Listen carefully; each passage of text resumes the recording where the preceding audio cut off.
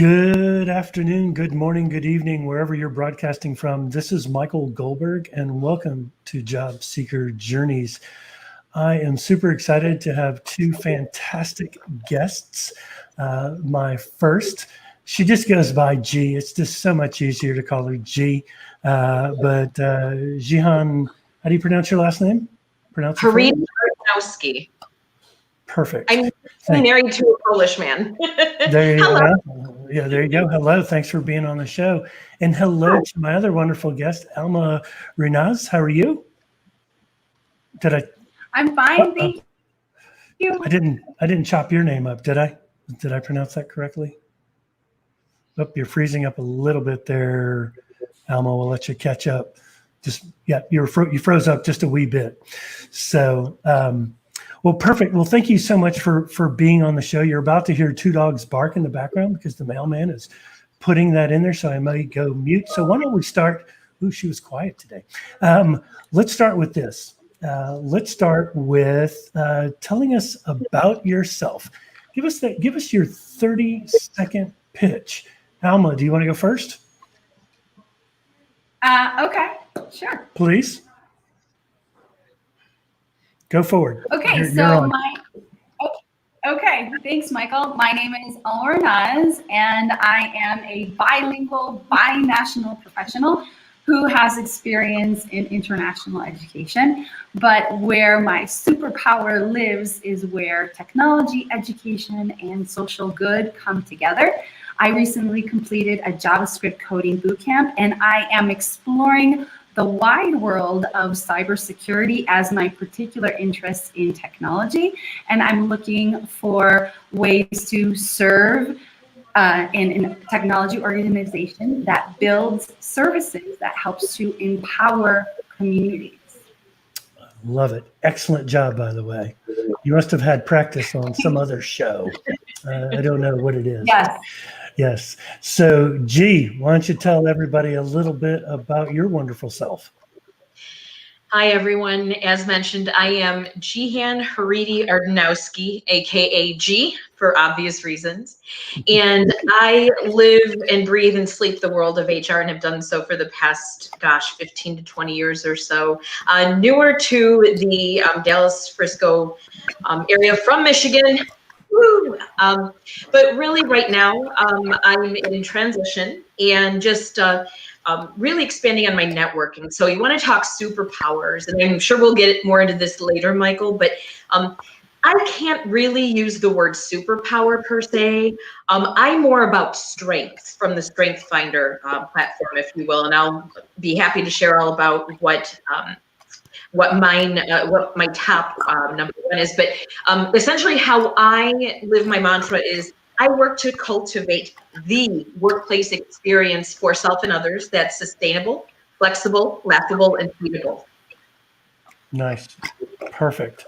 Good job to both of you. And I think, for all the recruiters that are out here, you got someone that's interested in cybersecurity and a human resources professional. Are you interested in a generalist role? Do you want a manager or director role, G? Interesting question, Michael. I actually just updated my headline today, or my banner, if you will, in LinkedIn. And for me, and this is one of the encouraging things I wanted to share with the masses, with those who are interesting, is, when it comes to HR titles in particular, and Alma, I can't speak to technology and such, but first of all, I give you a ton of applause for your intro as well. And I look forward to getting to know you and your needs better as we move forward as well. But one of the things I try to encourage job seekers not to get too hung up on is a job title per se. So for example, I have an extensive background in recruiting, onboarding, employee relations, et cetera, et cetera, et cetera. I have union experience. I have it all, basically. But I've been everything from HR director to HR generalist. Some have paid more than others. Some have been lesser hours than others, all over the map. So my encouragement is do not live and breathe for a specific job title, because I have seen where people crash and burn when doing so. Some people stay out of work for years. I've experienced that just because they don't want to take anything less than an HR director or a CHRO, what have you. So right. Titles are ambiguous. Perfect. Alma, what kind of positions are you seeking in cybersecurity? Like, what's that level of position you're looking for? You're looking for entry level? Talk to us about that. Well, I would be looking, particularly in cybersecurity, would be with a technology organization, where I would be able to leverage my experience as an educator and raise awareness around the issues of cybersecurity in online education. So much of what we're doing right now in the education space and the training space is going online. And as educators and learning and development professionals, we are not always receiving the training and we're not being prepped to address these issues around cybersecurity. Now, there's a part of cybersecurity that's actually focused on training. I'm just beginning on my journey. I will have to complete some certifications. So I'm more along the lines of looking for roles in a technology organization where cybersecurity is definitely an issue, a concern, something that they're focusing on. And most tech, I would have to say all tech organizations are definitely concerned with cybersecurity because we spend so much of our time online. And so it would be an entry position. You know, I might even have to, look for an internship for a couple of weeks. The idea is for me to just get my foot in the door. And I'm really looking to learn and use my experience as an educator who has taught online with tech startups over the past years and as a classroom teacher to leverage that experience and help raise awareness around cybersecurity as it pertains to online learning, online training, online education. Excellent, excellent. So, one of the big questions, and G, you started going there with the superpower. So why don't you tell us what your superpower is and give me your Clifton top 5 super quick. Number one for me is woo. So if I were to have to say my superpower, would be a woo. It's my top strength. And I struggled with that for a long time. And I don't know if your viewers are familiar. Not everyone might be, or may or may not be, but Clifton Strengths, formerly Strengths Finder, if you will, it's a platform of your top 30, 40. Take a little quiz here. I actually created this in case if people are, awesome. So I am, let's see, woo, futuristic, positivity, input, and responsibility are my top 5. Interestingly, my bottom, which is, there's 34 criteria, is something referred to as consistency. And I will say this. So one of the things that I pride myself on, especially as an HR person, being consistent and fair, but what consistency means in this case is not everything is going to be black and white. And as a black and white person, I am not that person. I tend to look for the gold and the gray and the red in between. So, from that standpoint, a woo in particular is someone who gravitates toward people, excellent at connecting people with others, making people feel a part of the process. But again, I don't want to get into too much minutia there. But with regard to superpowers, though, I think that as a recruiter, anyone who comes to an interview and can't even begin to try to go in the direction to articulate at least somewhat what that is, because not everybody thinks about these things in terms of, this is my superpower and this is what I'm great at. And many people are not necessarily inclined to boast so quickly. Others, can easily rattle that off. So I'm sort of the in-between. Well, and I think it's important. So your top strength is you're a wooer. Did I hear that correctly? Mind you, the reason. Tell everybody what a wooer is. Tell everybody what a wooer does. Winning others over.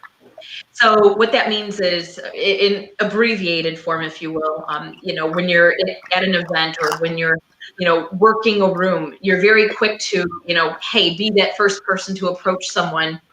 This is just one example. Michael, please pipe in if you have any input on this. But, you approach someone who might be looking a little bit left of center, off in the corner, and you gravitate to them, you introduce yourself, you mingle, and then you help them become a part of the environment so that no one's left behind. That's my thing, at least the way I see it and the way that I've been told that. But why this is important, and I'll tell you these, this is important to the job seekers who are out there listening on this platform. The day I discovered Clifton StrengthsFinder, formerly StrengthsFinder, if you will, was the very day I left a job before I'd even heard of StrengthsFinder. And this is important. There's a reason why I'm trying to abbreviate this, but 7 years ago, I left a job where I was a financial analyst for Price Waterhouse for a couple of years. Before I'd even understood strengths, what have you, I immediately after that, after I'd gotten released from a job, left on good terms, all that good stuff, I went to a networking session, and every person at the table had a copy of the book that Michael had just held up. And basically you do an assessment and you figure out what your strengths are, as opposed to the things that when you go to an interview, you're posed the question, well, what are your strengths? What are your weaknesses? Nothing is worse than sitting there having to say, oh, this is where I stink. This is what brings me down.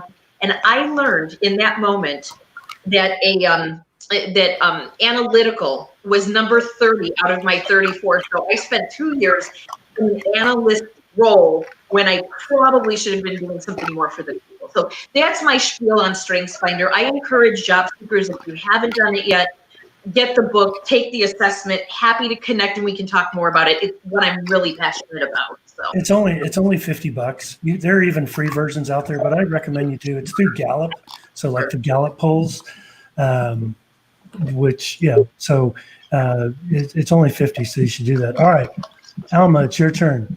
So talk to me about your Wonder Woman superpowers.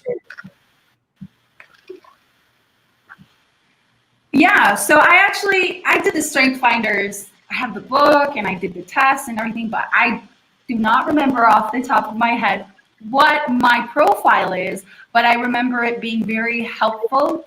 I know it reinforced things that I already recognized in myself and others also recognize. And one of those is that I'm very empathetic, which is one of the reasons why I went into education. So that also makes me a really awesome customer support, customer service. A part of my role I was a social impact and innovation manager within the education space. A part of that role was providing tech support to parents from lower income families who not necessarily had computers in their homes, and they had to use computers to sign up their kids for different educational programs.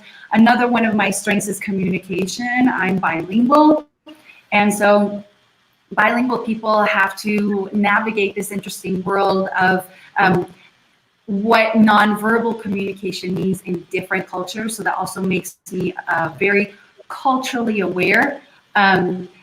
So another one of my strengths is also inquisitiveness. I'm very curious.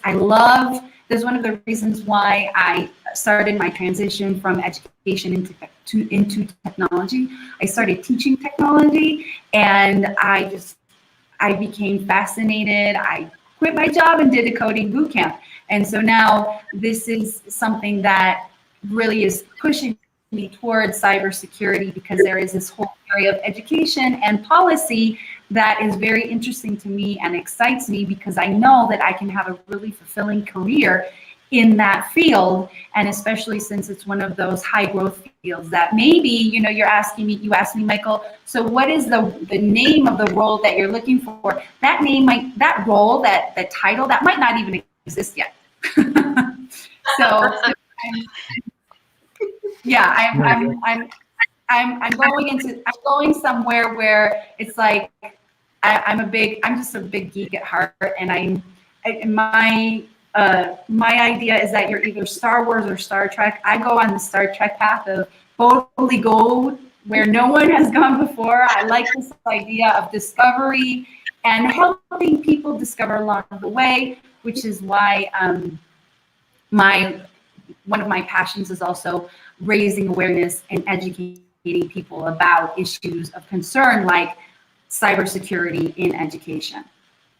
Absolutely. So, but it's interesting as you were talking, your face lights up about education. You are passionate about it, and maybe that's a part of the personality and the inquisitiveness, which I can completely vouch for, and I can also completely vouch for G being that person that makes everybody feel welcome, and I think that those are, for both of you, those are two very important points, especially on the technology side. Always asking why to get down to the root cause of how someone may have breached a system or technology, and then from a human resources standpoint, G, I think it's great that you offer that when people come to you, they know they're going to be taken care of, right? And that's super important quality for human resource professionals. So let us know what your superpower is. We're going to move on to the next question, but let us know what your superpower is in the comments. Be sure to share that we're live right now with your friends. Hit the like, the heart, the clapping hands, the inquisitive buttons on your mobile devices. Let us know how things are going. So, all right. So, we've already talked about the type of role you're seeking, but, when you both started out your job search, what did you do to initiate? What was the first few days like, and how did you get your job search going? Alma, do you want to tackle that one first? That's a really good question. Well, I started my job search actually by, I started doing consulting work. Mm-hmm. And a friend of mine has a small side hustle. She asked me to help her with some e-commerce. I just finished my boot camp, my JavaScript boot camp. And so it was helping with, I was kind of exploring that area of e-commerce. So I started my job search by doing something like, learning a little bit more about an area of tech that I might be interested in. I provided that consulting work within my technical capabilities and also my capabilities as a bilingual person. I was creating the information for the online store in English and Spanish. And from there, I just continued on with networking. I actually, I moved to Austin, and it grabbed me mid-COVID. So that was another thing I did to initiate my job search. I got hired to work at South by Southwest, which would have been a great opportunity for tech. But those who don't know, it was canceled because of coronavirus. And so I initiated my job search by relying on my network, and I continue to work on growing my network. And in my experience, I think of all the positions that I've held, all the jobs that I've held, I've only ever been hired not through someone that I know, not by someone recommending me or someone that I know once, and that was just a fluke. I went to university and I said, "Do you need bilingual people?" And they offered me a job. That sounds like a good interview process. Pretty damn easy, right? They're like, yes, we need somebody who's bilingual.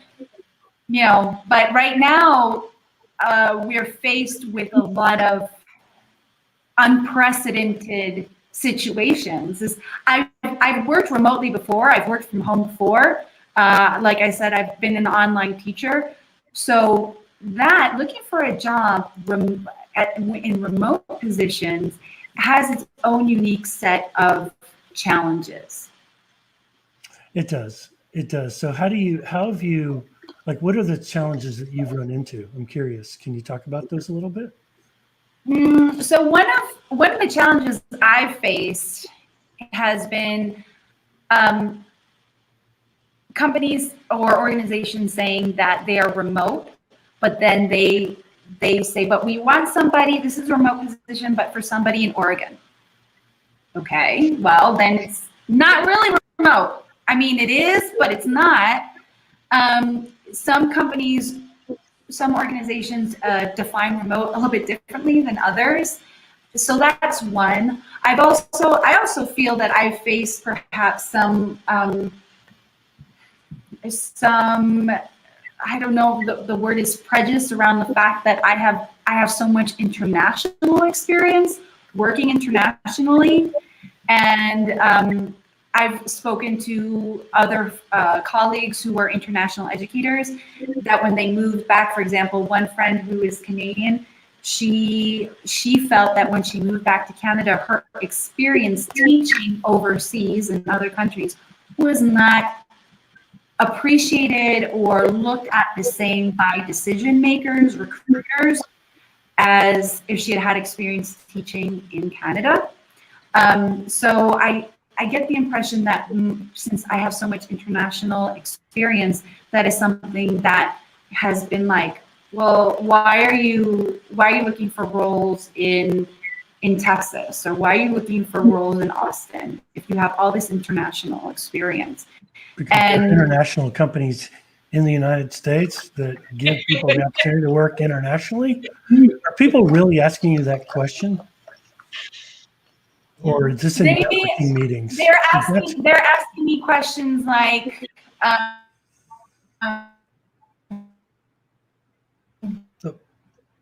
freezing up. She's freezing up. Yeah. They asked me questions. Hello? Yeah, you keep freezing up. But it's okay. Keep going. Keep going. Am I back? Yes. Oh, now we can hear you, but we missed whatever you were about to say. Want to drive the point home one more time? I'll drive. Oh boy. Why do you have so much? This is live, people. This is what happens.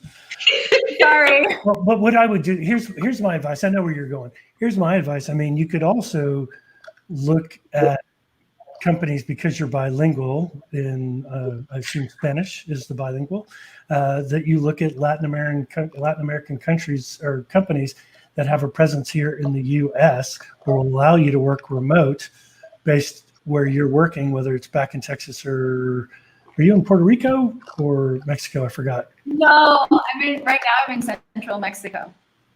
Right. So that allows you to work remote. So that's something to think about and consider. So I don't know if you've thought about that before, but that would be one piece of advice. I want to move on to G here. So G, what about you? First, you're told, hey, we don't, we're having to make cuts, and it's day 1, day 2, day 3 of your job search.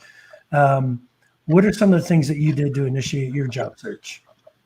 Well, I've been longer term. I will say this. I have been very, very blessed over the years. A lot of opportunities I have found actually through networking, which PS people, just a few words of advice as well. Networking is not meant to be reserved just for job search purposes. Build a network, maintain your network, be healthy with it. That's just a side note. I've been fortunate over the years. Even when I transitioned here to Texas almost 2 years ago, I didn't have a job. I started networking here prior to my even relocating. So I had already established, and Michael, you'll appreciate this, with the Who You Know group and those guys. So I already had a little bit of a footing when I moved here.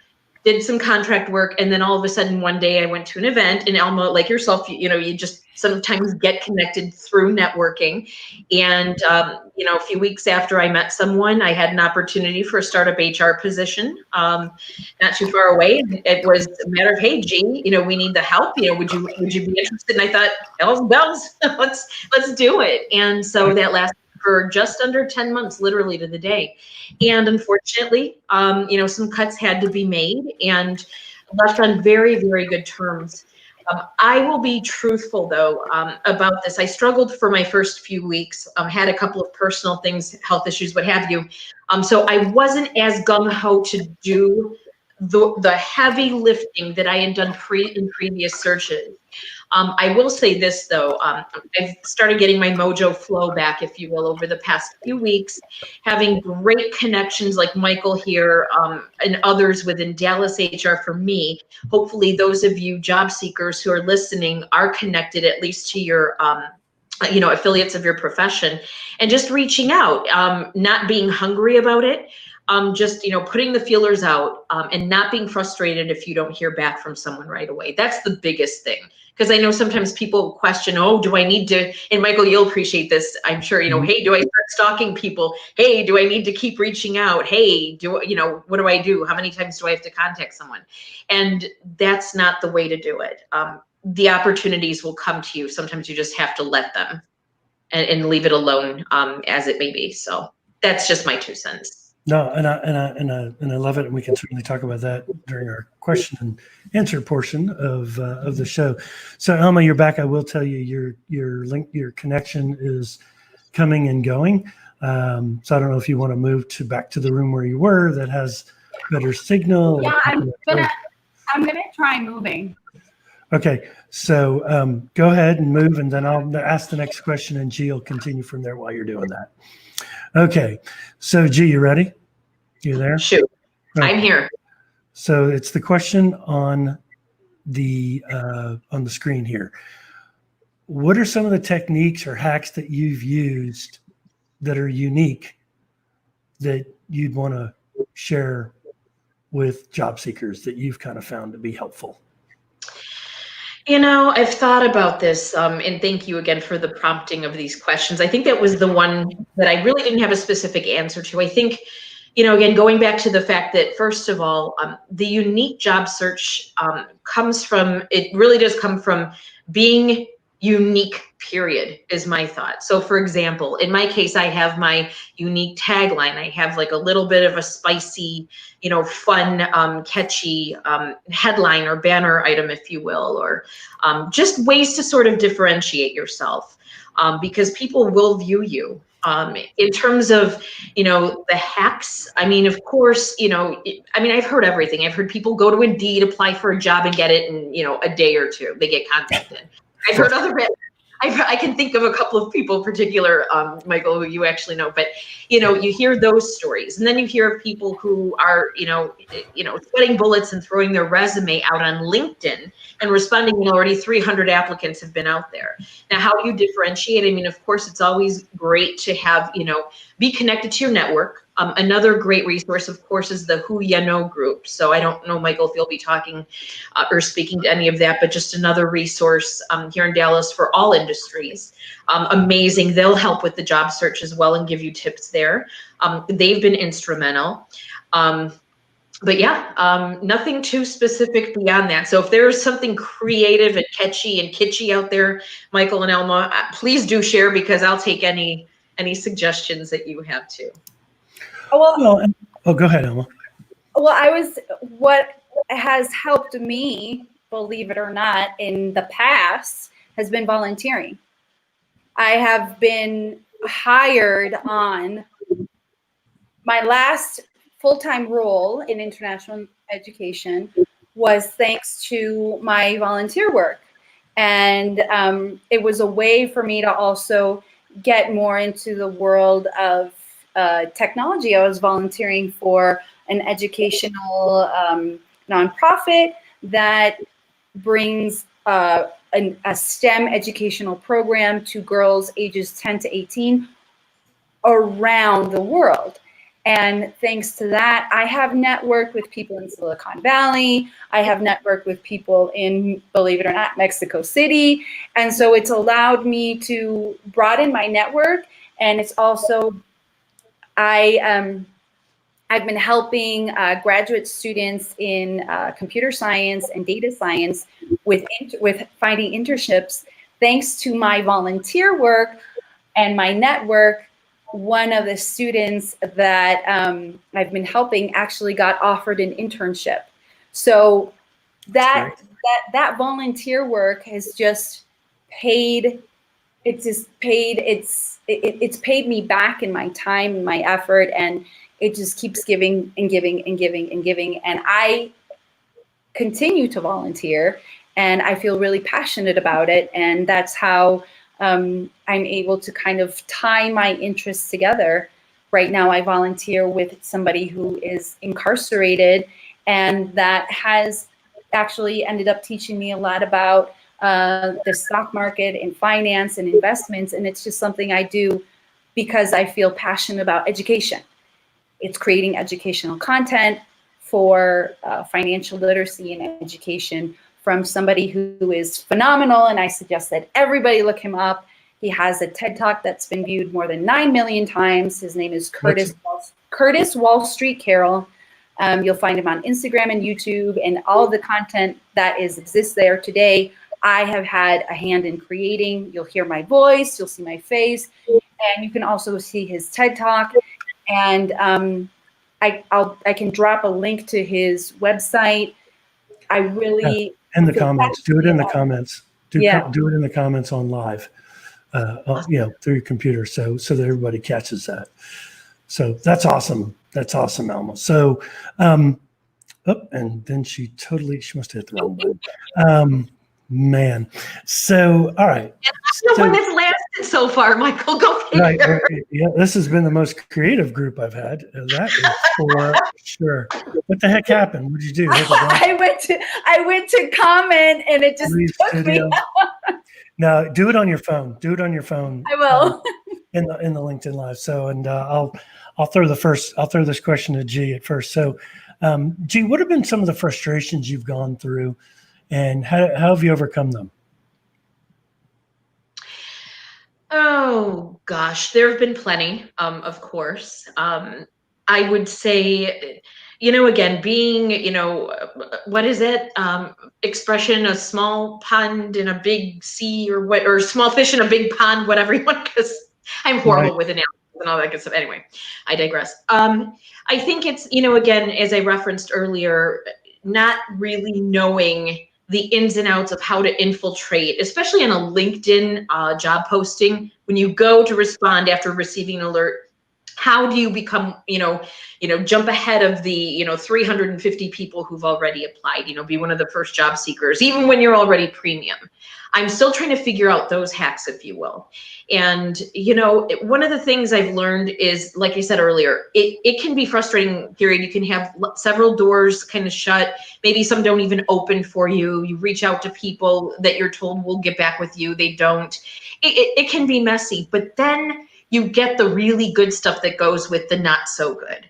And that's what I always try to wake up with every day. And honestly, this is not my first time at the rodeo, people. So in Michigan, I was out of work back in 2008, 2009. And you want to talk rough times. I mean, that was the worst for me. It really was. I mean, this is a little bit of a different situation currently as it stands. But back then, I mean, we were deeply in our recession and going through what we went through. And it takes time. It's not going to happen overnight.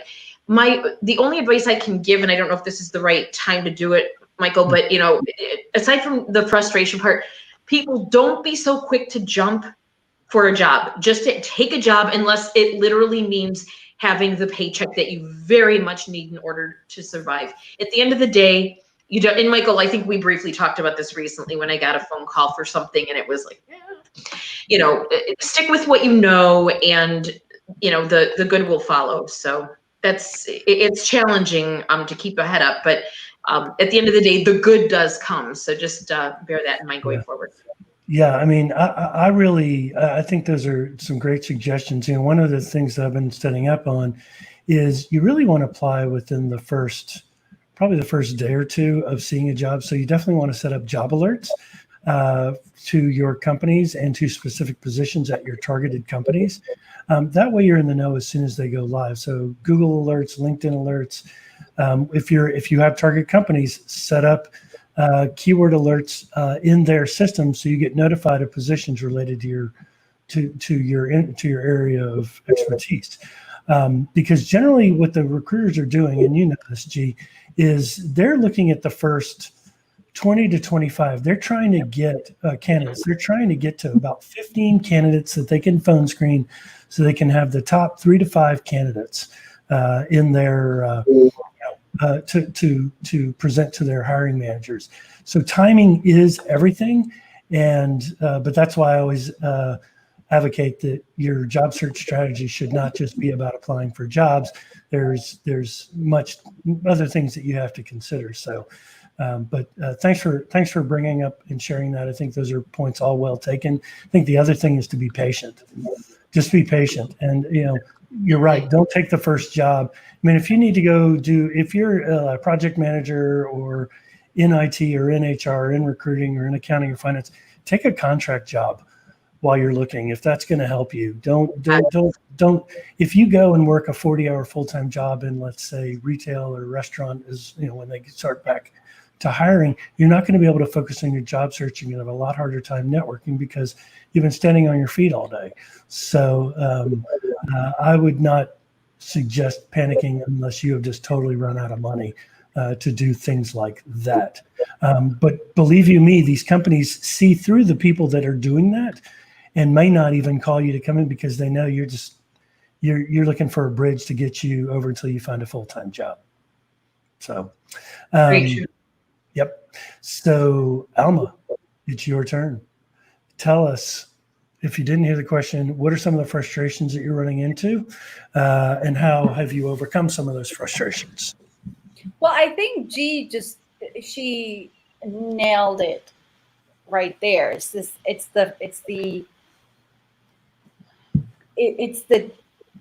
temptation to settle, because it's like, I've been looking for so long, and then this particular moment with COVID, it's like, you're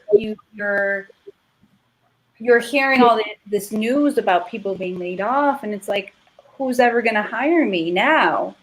And there's a lot of desperation around that.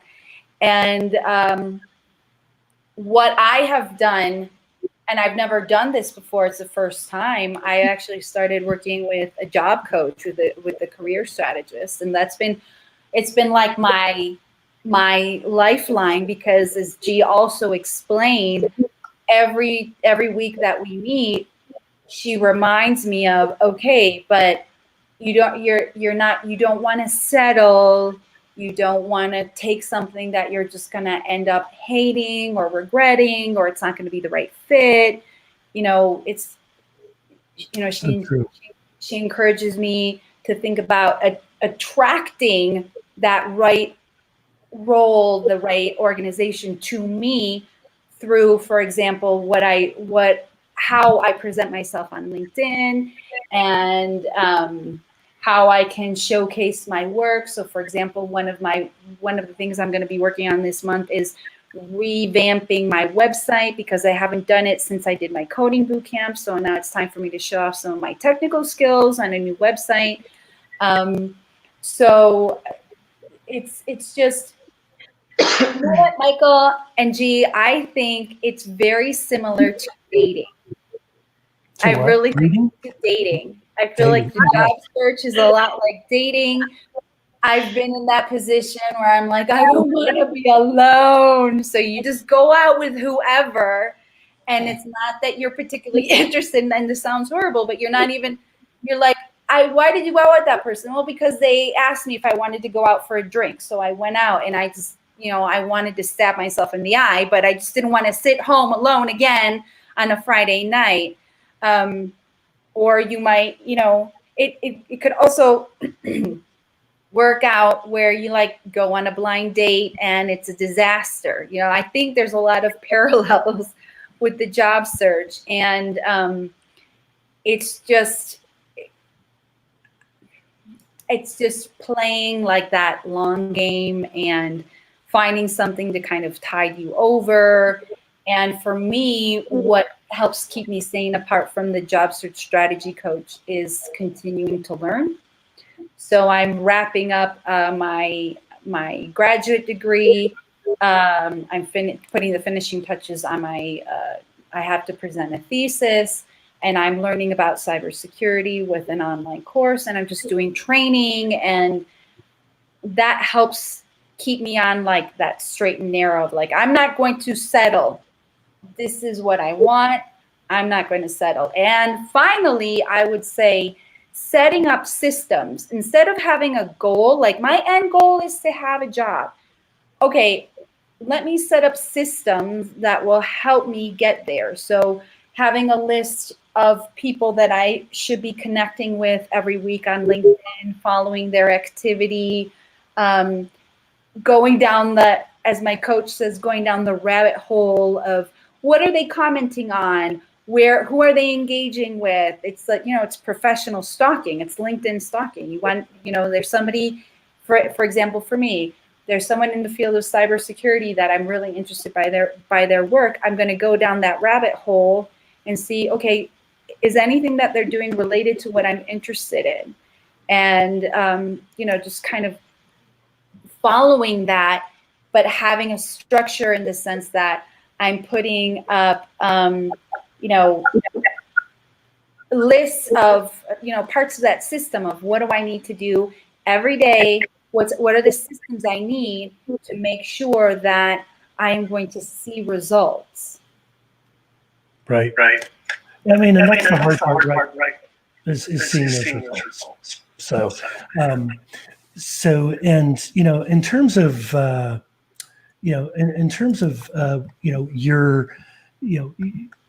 your frustrations, and wouldn't it be nice if we could, if the Job Seeker Journey show turned into a love connection for you, for Alma. So that's the only reason she wanted to come on with. No, I'm kidding. Guys, do not contact her. By the way.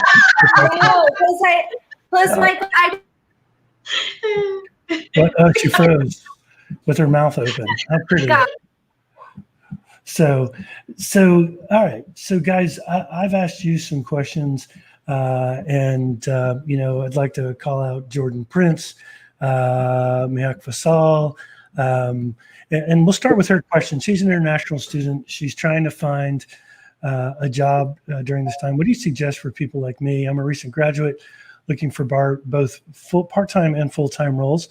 So Mac, thank you for tuning in. And I would say, and I think we've talked about it, and I even think you've been on some of our shows, but if you're here on an F1 training visa, you have a certain amount of time to get to find a job before you have to go back to your native country. So, and by the way, you should put what you are looking for. You may have done that earlier, and I may have missed it, but the best way to do it is to focus on companies who are bringing folks in, bringing international students and hiring international students. You can do a Google search for that. I think I found like 10, 15 companies that do it. It was in 2019, so I don't know how much companies are going to be willing to pay. Here's the problem. The problem is that, if you do HR or project management, or if you've got some certain don't have that certain technological background that we can't find here in the States, companies are going to still be more prone to hiring people from within the United States, given the current administration, number one. And number two, it's just the availability of qualified candidates that do not have to be sponsored on an H-1B. I'd also look at agencies that do corp to corp, and maybe you can get on projects that way to start, and they do sponsor folks. So I would certainly start with that role there. So feel free to ask your questions, but I'm going to start with my two guests here. What questions do you have for me regarding your job search? How can I help you? Do you guys have any questions for me, or no? It's okay if you don't. Okay. I mean, I have questions. I guess my question would be, one, we were talking about this a little bit earlier before the show started, Michael, but I'm beginning to, every day that goes by, feel that the online application, I have my job filter set up, and I get those notifications, but I'm beginning to feel really disappointed and disillusioned with that. Mm-hmm. And I'm wondering if my feelings around not spending so much time on filling out online applications and focusing more on relationships is the right way to go. What do you say about that? Yes, relationship building is the right way to go. You can apply for jobs all day long. In fact, a lot of people think that a job search strategy is just applying for positions all day and connecting with people on LinkedIn, where that doesn't get you really anything. Your goal is to build meaningful relationships with company within your target companies, so you know who you want to go work for. So you list out your top 10 cybersecurity organizations, and then you look to see if you have any first connections there on LinkedIn. If you don't, that's where the engagement piece comes in. Say, hey, look, I'm interested in a role. Maybe when you connect with people, you always want to add a note. You're limited to 300 characters, but you don't want to ask for a job. What you want to do is you want to say, hi, my name is Alma Renaz, and I am interested in making a career transition over to cybersecurity, and I see you're in that space and would love to connect. And that's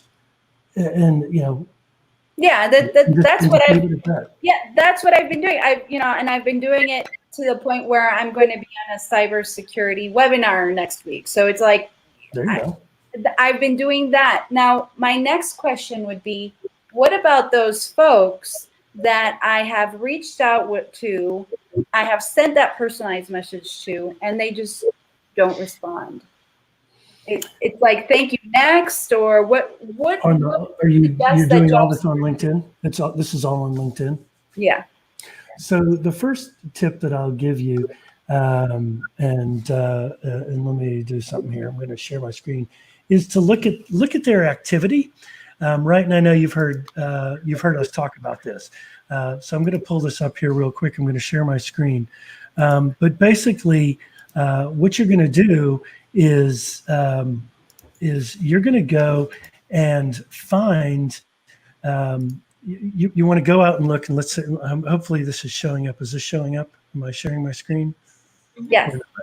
You can see it. Okay. So, if you want to go and look at someone, and I'll pick on this gentleman, Ami Biat, who is just a fantastic person in the COO type role, and looking to get on board with a good startup. I think that's where his skills would be more focused on. So the key thing is you want to go to activity. So you want to go down into the profile, because what you want to see is how frequently are they on LinkedIn, because it could be that the people that you're connecting with might not be posting all the time. Mm-hmm. So what I can see is, the last time he liked something was a week ago.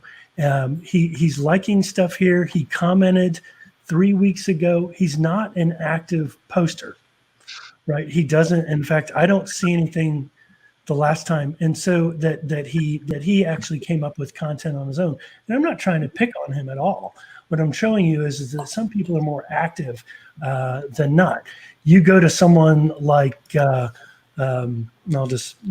Stacey Ashley, who's a leadership coach out in Australia. She's posting all the time, right? So, and I know that just because I've seen it. So here's her activity. Plus, you can tell by the number of followers they have, which is important, which means she's worked hard to build her brand. So when you look at their posts, and you do have to click posts, when's the last time she posted? Well, she posted 10 hours ago. She posted 13 hours ago. So now she's in Australia, so that's why there's that time difference. But it just shows you that she is extremely active on the platform. So it could be, and you may want to go back and look just to see how active those people are on LinkedIn. And if they're not, then you need to figure out what their email address is and try the email approach to getting in touch with them. Or if it's hard to know who's working in the office and who's not after different states have opened up here. But I would try to find out their email. There are different apps that you can use. My favorite go-to is Email Hunter. It's a Chrome extension app. And I would think it would be that would be a good way to go find names. And then you reintroduce yourself, not saying, hey, I see you're not active on LinkedIn, so I thought I'd reach you. It's the same. It's literally the same thing. Looking to broaden my knowledge in cybersecurity, and would love to connect with you as I have a lot to learn. And would you be open to connecting by phone? And try it that way and see if that works. Does that help? Yeah, and that is very helpful. Yeah, and you kind of reinforce the strategy that I've been implementing. Right, but what I'm reinforcing here is that maybe you've sent out messages to people who are not as active. Also, I want to backtrack on part of the LinkedIn email. Don't say that you're in transition, because then that person automatically feels like they're going to be obligated to help you find a job. So the best way to do it is, hi, this is who I am. This is what I do, and I look forward to connecting with you. And I look forward to collaborating and connecting on LinkedIn or something like that. So I'm going to backtrack and say, don't put that you're in transition, because that again puts this weird pressure on somebody to respond, because they may not know of any position. So the best answer for them is not to answer. And so while they're not trying to be intentionally mean, it comes off as, they don't care. But the other thing I will say is you have to consider those people that are working may not have the time to be on LinkedIn as much as job seekers are on LinkedIn, or myself who's in sales that are on LinkedIn. So don't take it personally. And I know that's really hard not to do, but just put yourself in that other person's shoes, right? So happy to hope that helped a little bit. How about you, G? Couple things. First of all, Alma, I feel you, hear you, reaching out to people. And I don't know how much time we'll allow for this, but there is one thing before I have two questions. Michael, one in particular for you that I know you're going to appreciate based on one of your recent posts. The second one I wanted to address, if possible, Jordan Prince's question about the part-time work. But Alma, I just wanted to tell you, with regard to reaching out to people, first of all, many of us feel very similar to you. So the positive thing, especially during a time like this, is that you're not alone. I mean, there's millions of people out there who are going through whatever the situations are. So we take comfort, from knowing that it's not just us. It can be a myriad of things. I mean, who knows? Maybe they have family members with the virus or going through this. They don't have the time. They're not on LinkedIn as much. They can't respond. So don't become disheartened with that. I would like to say one thing, though, that I started to heavily encourage in the past, and I've gotten away from it, but really want to start revisiting it again. With regard to people who do send invites to connect. One of my biggest pet peeves, and like I said, I've posted on this in the past, is that you get a generic invite. Basically, someone clicks a button, you kind of look at that person, you don't really see the track of, hey, did they even look at my profile? Doesn't appear unless they're in private mode, what have you. Nothing at all telling you why they want a connection. So I'll give you one example. Last week or 2 weeks ago, I went through maybe about 35 recent invitations or so, give or take a few, and reached out, hey, thanks for the invitation to connect. I replied to all these people, can you remind me how we know each other, blah, blah, blah. It's the same old story every time. Out of, say, 9 people, you'll maybe get 1, possibly 2 people who actually respond back to you. The rest of them, if they don't respond, you know what, they're lost. So if you're sending messages or anything, again, it could be any myriad of things, but it could also be that people just aren't necessarily interested in whatever the connection may be. So that's somewhat of a response to what you were talking about, Alma, but also in general, that's just my whole thing. Connect with intent and while you're recipient. That's my one thing. The other thing I wanted to speak to was, if I can I address Jordan's question as someone who, okay, great. So Jordan, if you're still there, and I hope you are, again, I don't know if you've been on this entire time, but my background is heavy HR, but extensive recruiting. I will tell you, as a recruiter, I back in 2009, I used to review resumes in a completely different way than I do and have done in recent years. And it's because of all the transition we've gone to over the past several years. So there is no shame in taking part-time work, so long as it doesn't take too much away from your job search and your networking and the things that you really feel are important to you and that you need to focus on. That's my encouragement to you. Take a part-time job. There are ways on your resume and your LinkedIn profile to parlay that information, convey that, as you interview on, put that on your resume. It only makes you look, like more of a viable candidate, if you will.